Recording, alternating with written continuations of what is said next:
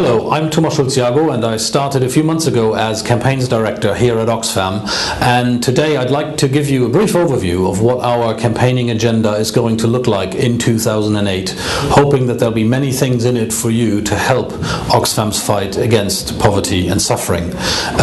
Climate change is going to be very big on our agenda. Coming out of the Bali conference, we know that so much more needs to happen to reduce emissions further and to help lessen the impacts, especially on the poor people on this planet.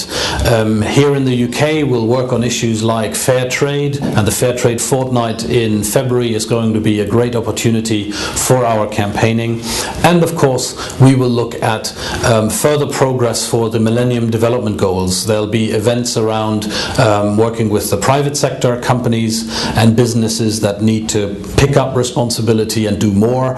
And we'll look at campaigning at the level of the United Nations in New York, where heads of state will gather to talk about what can be done to achieve the Millennium Development Goals. In July, the G8 countries will come together in Japan, and again, climate change will be very important on the agenda, and we are going to need your help in getting our voice heard that more and urgent action is required to tackle the problems that climate change brings to the world today.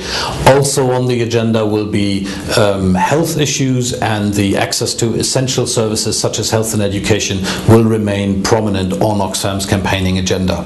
Later in the year, in October, we will be back at the United Nations to look at more action around the arms trade and the negotiations that take place to make sure that the constant flow of weapons into the conflict zones on this planet is stopped and reduced. And as we are beginning another year of campaigning, I do hope that as activists and campaigners, you will continue to support Oxfam in our campaigns, and we're counting on you to push the agenda forward.